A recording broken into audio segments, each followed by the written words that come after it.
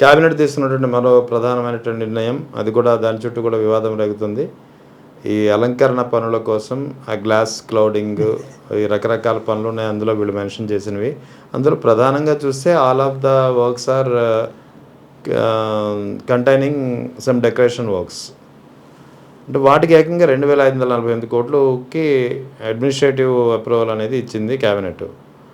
ఓవైపు మెడికల్ కళాశాల నిర్మించడానికి 1000 కోట్లు లేవని చెప్పి చేతులు ఎత్తేసి ఏడాదికి 1000 కోట్లు ఒకేసారి కూడా 500 కోట్లు ఏడాదికి, అలా 5 సంవత్సరాలు ఇస్తే సరిపోతుంది. మొత్తం 10 మెడికల్ కళాశాలలు పూర్తయిపోయేవి.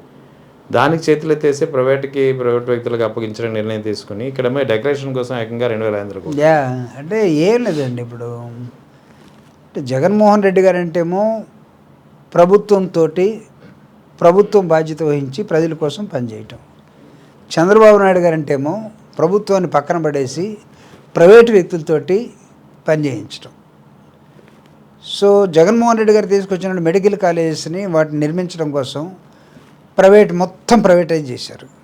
కానీ అదృష్టం ఏంటో చెప్పనా, జగన్మోహన్ రెడ్డి గారు మేము ఇది ప్రభుత్వం ప్రజల కోసం చేసినటువంటి కాలేజీలు మీరు ఎవరు దయచేసి రావద్దు, వచ్చినా సరిగా ఉండదు అనుకుంటే ఎవరు రావటం మానేశారు, అక్కడ ఆగిపోయారు.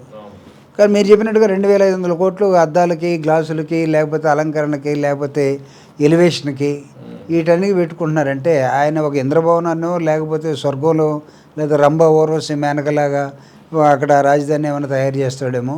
కానీ ఎంత ఎక్స్పెన్సివ్ అవుతుంది, ఎవరి కోసం చేస్తున్నారు, ఇవన్నీ దేనికి సంకేతాలు, ఇవన్నీ ఎలా నిజంగా నిర్మిస్తారా? క్యాబినెట్ శాంక్షన్ తీసుకున్నంత మాత్రాన లేదా ఫైనాన్స్ డిపార్ట్మెంట్ శాంక్షన్ తీసుకున్నంత మాత్రాన అసలు దీన్ని నిజంగా అంత కాస్ట్లీ వ్యవహారం ఈరోజు ఆంధ్రప్రదేశ్ భరించగలదా? ఈరోజున్న పరిస్థితుల్లో Exchequer of the Andhra Pradesh, economics of Andhra Pradesh, budget of the Andhra Pradesh, నీకు రావచ్చు కొన్ని వేల కోట్లు, లక్షల కోట్లు అప్పులు ఇవ్వచ్చు.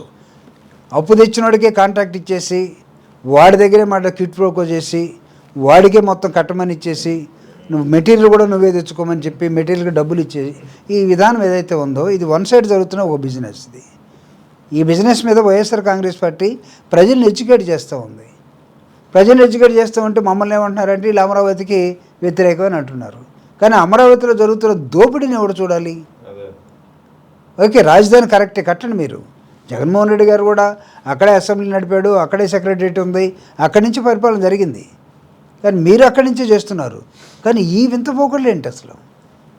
అంటే ప్రజల డబ్బుతోటి ఈ విచ్చలవిడితనం ఏంటి? ఆంధ్రప్రదేశ్ ఏమవుతుంది? ఇప్పటికే దాదాపు 3,58,000 కోట్ల రూపాయలు అప్పు చేసేసారు 2 సంవత్సరాల్లోనే. జగన్మోహన్ రెడ్డి గారు 2 సంవత్సరాల్లో పరిపాలన ఎలా ఉండింది, తెలుగుదేశం పార్టీ 2 సంవత్సరాల పరిపాలన ఎలా ఉంది, కంపేర్ చేసుకొని చూడండి. ఎక్కడైనా పేదవాడికి ఎవరికైనా ఒక సెంటు భూమి ఇచ్చాడా? పేదవాడికి ఎవరికైనా ప్రభుత్వంలో ఒక అవకాశం ఇచ్చారా? ఈ రాష్ట్రం వాళ్ళు చెప్పిన సూపర్ 6 కానీ సూపర్ 7 కానీ ఎక్కడ నిజంగా ఇంప్లిమెంట్ అయినాయా? ఎవడు ఆనందంగా ఉన్నాడు? లేస్తే జగన్మోహన్ రెడ్డి గారు ఇదిగో ఆయన వచ్చేస్తాడంట. మళ్ళా మేము చెప్పుకోవాలి అసలు యాక్చువల్గా వైఎస్ఆర్ కాంగ్రెస్ పార్టీ మేము వస్తున్నామని చెప్పుకోవాలి, లేకపోతే ప్రజలు చెప్పాలి. మేము చెప్పుకోవడం ఇంకా మేము ప్రజల్లో ఉన్నాం కదా, ప్రజల కోసం పనిచేస్తున్నాం మేము భావిస్తూ ఉంటే ఏదైనా జరిగితే వాళ్ళు ఏం చేస్తున్నారంటే రేపు జగన్ వచ్చేసి దీన్ని తీసేస్తాడు కాబట్టి దీన్ని పార్లమెంట్లో పెట్టండి. పోలేండి, వైఎస్ జగన్ మళ్ళీ వస్తాడా లేదా అనే దాని మీద కాన్ఫిడెంట్ మీకన్నా ఎక్కువ వాళ్ళకే ఉంటుంది. వాళ్ళకున్నట్టుంది. మాకు అర్థం అవుతుంది ఏంటంటే అమరావతి పేరు ఏం చేశారు, పార్లమెంట్ మొత్తం తీసుకెళ్ళి ఎట్ అమరావతి అని పెట్టారు. అక్కడ ఎట్ అమరావతి.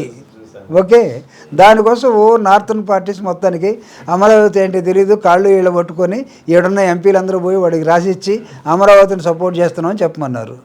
మనకున్నటువంటి మన ఫెడరల్ సిస్టంలో ఒక రాష్ట్రానికి రాజధాని వీళ్ళు నిర్మించుకోవాలి, కేంద్రం నిర్మించదు. ఎప్పుడు కేంద్రం చెప్పదు. కేంద్రంతో బలవంతంగా ఏదో వాళ్ళు ఏం పట్టుకున్నారో ఏమో వాళ్ళందరినీ ఒప్పించారు, పార్లమెంట్లో పెట్టారు. అంటే దాని అర్థం ఏంటి? మీరు గొర్రెలాగా వాళ్ళ ముందు సాగిలపడ్డారు. అంటే దీనివల్ల ఇంకొక ప్రమాదం కూడా ఏర్పడింది. ఈ చట్టబద్ధత ద్వారా కేంద్ర ప్రభుత్వం నుంచి చట్టబద్ధత తీసుకురావడం వల్ల ఇంకో ప్రమాదం ఏర్పడింది. ఇప్పటికే రాష్ట్రాలకు సంబంధించినటువంటి హక్కులు తగ్గిపోతున్నాయి, కేంద్ర హక్కులు ఎక్కువ ఉన్నాయి అని ఓవైపు చాలామంది గగ్గోలు పెడుతున్నటువంటి పరిస్థితి. సర్కారీ కమిషన్ ఇప్పుడు ఈ ఈ చట్టాలు రాష్ట్ర రాజధాని అంశం కూడా కేంద్రం చేతిలో పెట్టేశారు. అదే మనమే తీసుకెళ్ళి పెట్టేసాం. మనమే తీసుకెళ్ళి పెట్టేసాం. ఇంకా మనం ఎక్కడ మా రాష్ట్రాల హక్కుల గురించి మనం ఏడ మాట్లాడుతాం? ఇప్పుడు మీరు చూసారా చంద్రబాబు నాయుడు స్టైల్ ఉపన్యాసం చూసారా? ప్రతిదీ ఏం జరిగినా సరే మోడీ గారు ఇచ్చారు కాబట్టి.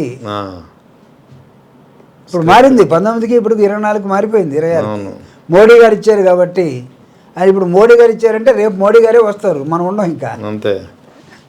రేపు తెలుగుదేశం పార్టీ ఉండదు. ఈ విధంగా అని జరిగినటువంటి ఘటనలు మీకు మహారాష్ట్ర నుంచి లేదా వెస్ట్ బెంగాల్ నుంచి ఉదాహరణలు కనపడుతూ ఉన్నాయి, అస్సాం నుంచి ఇవన్నీ కనపడుతూ ఉన్నాయి. రేపు అదే జరుగుద్ది. రాష్ట్రాలకు ఉండాల్సినటువంటి ఫెడరల్ సిస్టమ్ హక్కులన్నీ కూడా మనమే ఇంతకుముందు సెంట్రల్ కాల్ చేసి ఆ క్రమంలోనే జగన్ వస్తాడట, జగన్ వస్తే అమరావతిని తీసేస్తాడట. ఇదొక సెంటిమెంటు. జగన్ వస్తే అమరావతిని, జగన్ లాస్ట్ టైం వచ్చాడు అమరావతి తీసేసాడా? ఏం తీసేయలేదే. జగన్మోహన్ రెడ్డి ఫైనాన్షియల్ క్యాపిటల్గా నీకు ఉత్తరాంధ్రలో ఉన్నటువంటి విశాఖపట్నం ఉంటుందన్నాడు. కానీ క్యాపిటల్ కన్నా ఎక్కువ పనిచేస్తుంది మీరే కదా ఉత్తరాంధ్రలో విశాఖపట్నంలో. భూములన్నీ వంచేసి ఫ్యాక్టరీలన్నీ వచ్చేస్తాయి. లేకపోతే ఇదిగో ఒకటి గిగా ఒకటి వచ్చేసింది, మెగా ఒకటి వచ్చేసింది.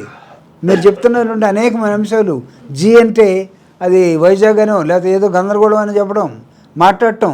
అక్కడ తీసుకెళ్ళి మీరు అక్కడ ఇంకొక హైదరాబాద్లో ఉన్నటువంటి రాజేంద్ర నగర్, మన వికారాబాద్ లాంటి జిల్లా ఒకటి అక్కడ ఒకటి ఉంది, అనకాపల్లి, మీకు రంగారెడ్డి జిల్లా. ఆ విధంగా డెవలప్ కాబోతూ ఉంది అని కొత్త ఎగ్జాంపుల్. ఇక్కడ ఉన్నటువంటి హైటెక్ సిటీ మేము కట్టాం, అమరావతిని మేమే కడుతున్నాం, విశాఖపట్నాన్ని మేమే నిర్మిస్తున్నాం. వీళ్ళంతా ఇస్త్రాకులు అమ్మే బ్యాచ్ తయారైపోయారండి.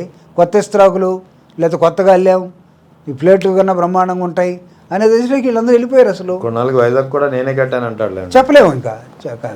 ఆ రోజు వచ్చినా రావచ్చేమో. సో కాబట్టి వైఎస్ఆర్ కాంగ్రెస్ పార్టీ అంటే భయపడిపోయి గందరగోళపడి రేపు మళ్ళీ జగన్ ఎక్కడొస్తాడు అన్న ఉద్దేశంతో ఇష్టం వచ్చినట్టు బిహేవ్ చేస్తున్నారు. నేను చెప్తున్నా, ఛాలెంజ్ చేసి చెప్తున్నా, 50,000 పట్టాలని రాజధాని నుంచే పేదలను ఎవరైతే మీరు తీసేస్తున్నారో అదే పేదల్ని ఇంకొక 50,000 కలిపి 1,00,000 పట్టాలు జగన్మోహన్ రెడ్డి గారు ఇచ్చేటట్టుగా వైఎస్ఆర్ కాంగ్రెస్ పార్టీ రాజధాని ప్రాంతంలో చేయకపోతే నన్ను అడగ.